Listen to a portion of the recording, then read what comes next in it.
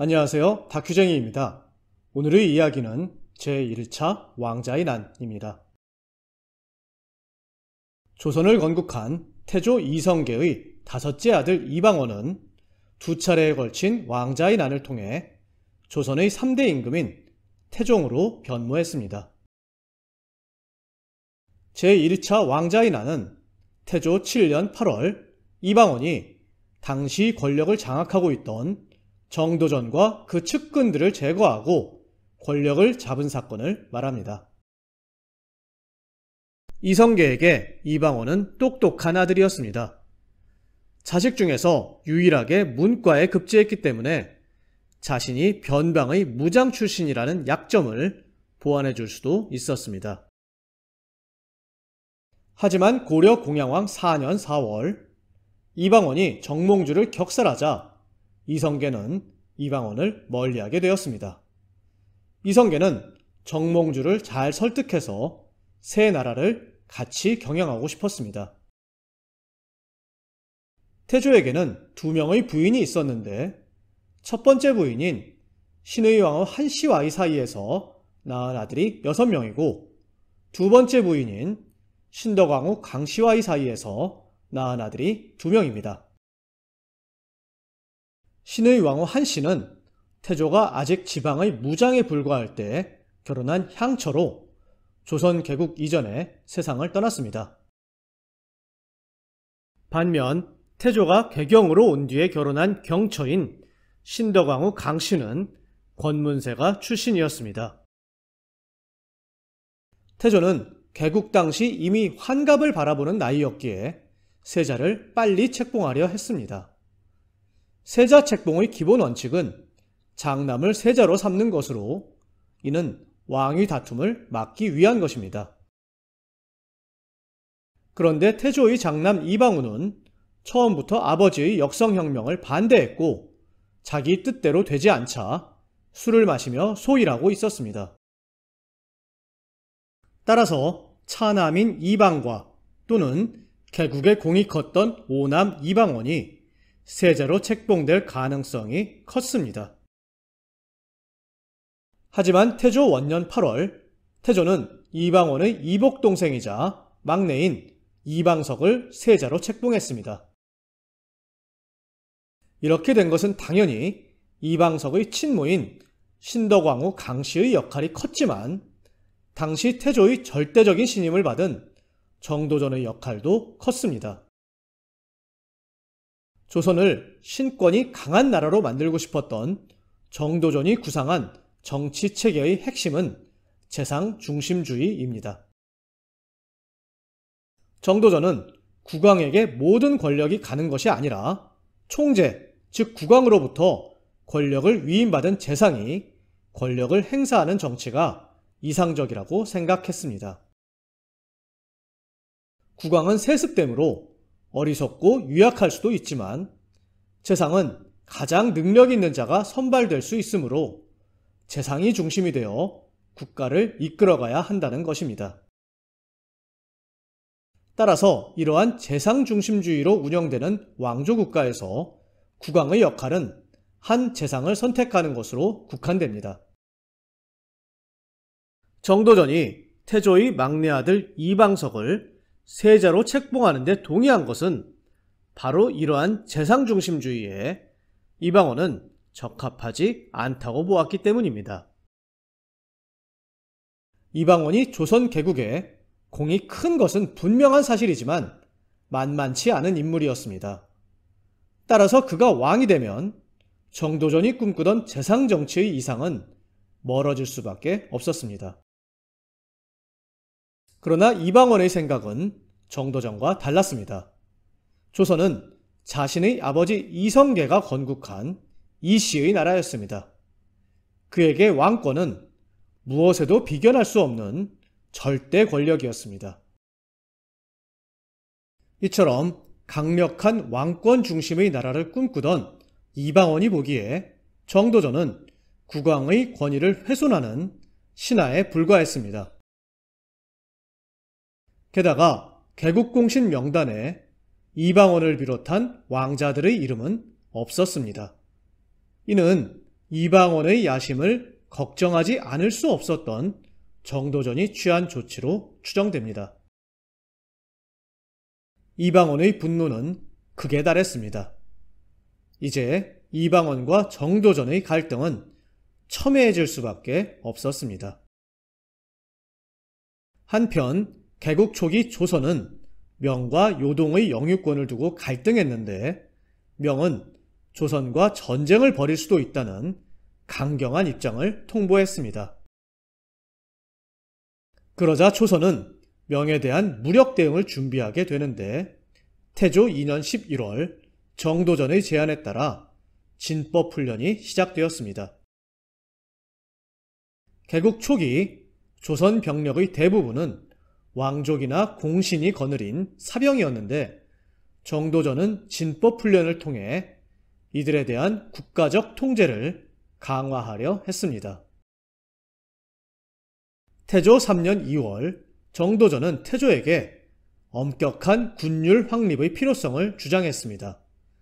그런데 그 목적이 내부의 반란을 억제하기 위한 것임을 밝혔습니다.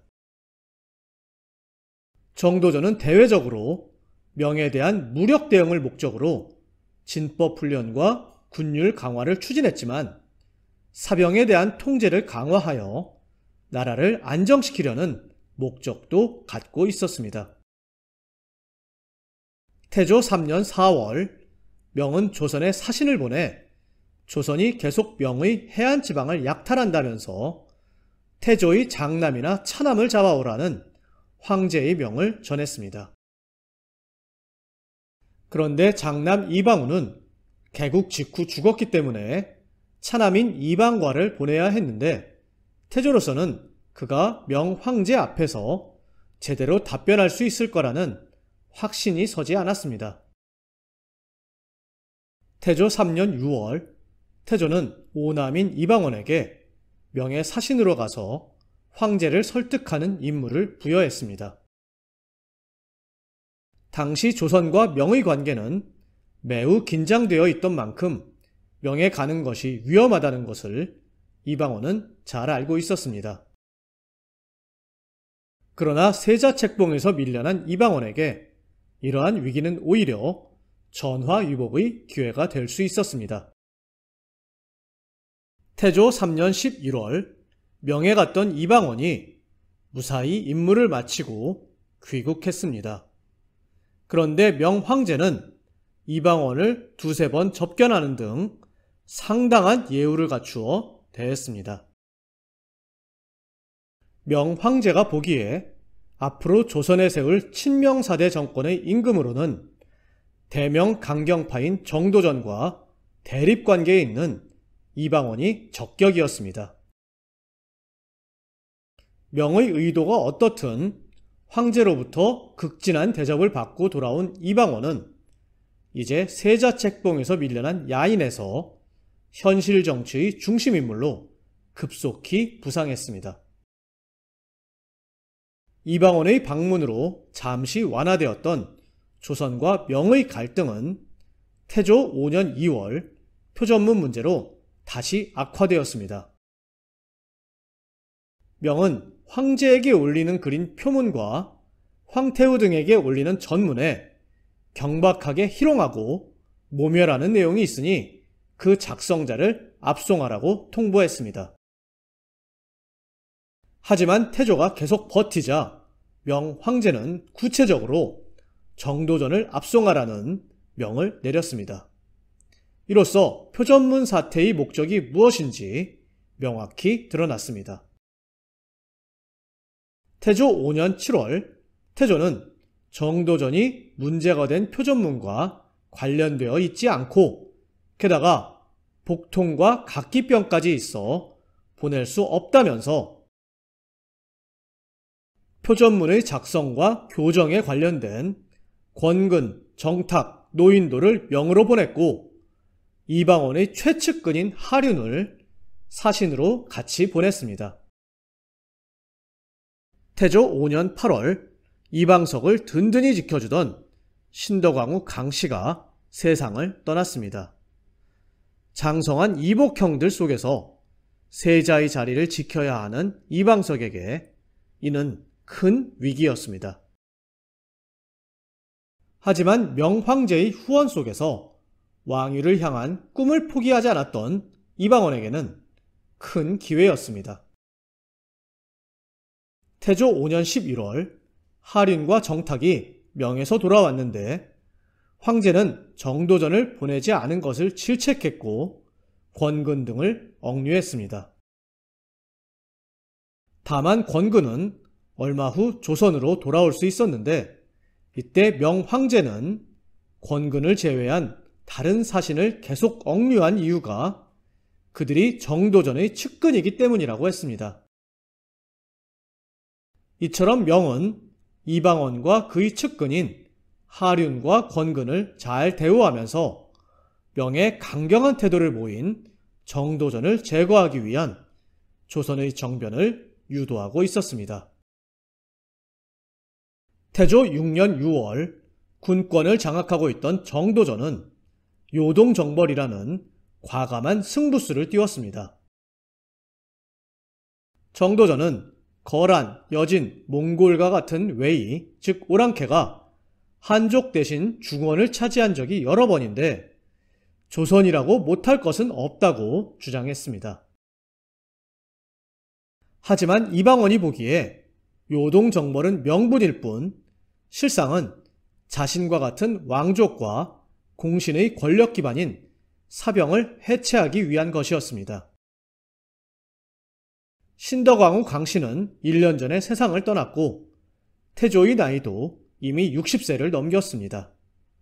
이방석이 세자로 책봉된 지 5년이 지났지만 그의 나이는 아직 10대 중반에 불과했습니다. 태조와 정도전의 입장에서 세자 이방석의 안정적인 왕위 승계를 위해서는 이방원과 같은 장성한 왕자들이 무력 기반을 해체해야만 했습니다. 태조 7년 3월 정도전의 측근인 남은이 태조에게 사병혁파를 건의했습니다. 이제 이방원은 궁지로 몰리고 있었습니다. 게다가 태조는 이방원의 최측근인 하륜을 충청도로 내보냈습니다. 사병혁파를 앞두고 이방원이 다른 수를 쓰지 못하도록 견제한 것입니다. 그러면서 태조는 진법 훈련을 게을리한 절제사와 장군 등 292명을 탄핵하고 벌을 주었는데 거기에는 이방원이 포함되어 있었습니다. 물론 이방원은 왕자라는 이유로 아랫사람이 대신 벌을 받았지만 이는 견디기 어려운 모욕이었습니다. 이제 이방원은 승부수를 던져야만 했습니다. 태조 7년 8월 태조가 급작스럽게 병을 얻어 위중한 상태에 빠졌습니다. 이방원을 포함한 왕자들은 급히 궁궐로 모였습니다. 만약 이대로 태조가 세상을 떠난다면 왕위는 세자 이방석이 자연스럽게 승계하게 됩니다. 이때 이방원의 처 민씨는 배가 아프다는 핑계로 궁궐에 있던 이방원을 불러냈습니다.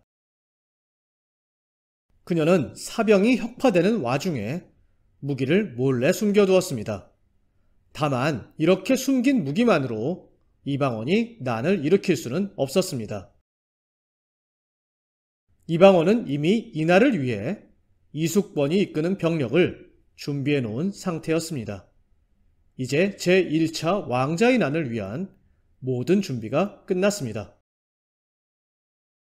정도전이 남은의 첩집에서 술자리를 벌이고 있다는 정보를 입수한 이방원은 바로 그곳을 습격했습니다. 상황은 순식간에 끝났습니다. 이방원은 정도전 세력을 모두 제거했습니다. 재상 중심의 나라를 꿈꿨던 정도전에 대한 이방원의 반격이라 할 수 있는 제1차 왕자의 난이 벌어진 것입니다. 왕의 최측근으로서 새로운 사상적 기반을 만들고 조선개국을 이끈 정도전에게 이방원이 씌운 죄는 영모죄였습니다. 반역을 도모해 왕자들을 해치려 했기 때문이라고 했습니다.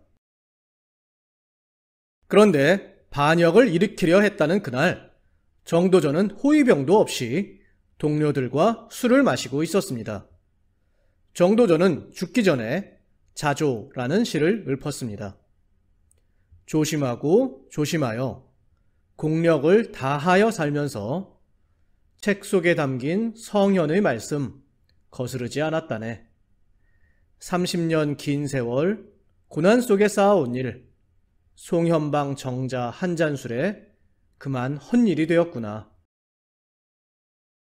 정도전을 제거한 이방원은 정도전의 강력한 후원 속에 세자로 책봉되었던 이복 동생 이방석을 죽였습니다. 다만 이방원은 자기가 바로 세자가 되는 것은 명분도 없고 민심을 얻기에도 어렵다고 판단했기에 태조의 차남인 형 이방과가 세자가 되도록 했습니다. 사실상 모든 권력을 잃은 태조는 자신이 막내 이방석을 세자로 세웠던 것이 신덕왕후의 사랑에 빠져 의리에 밟지 못한 허물이었다며 한탄했습니다.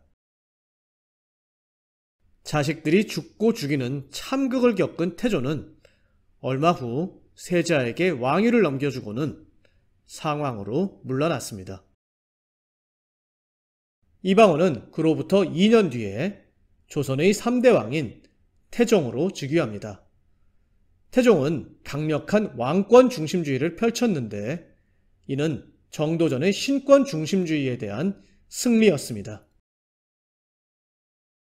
오늘의 이야기는 여기까지입니다. 감사합니다.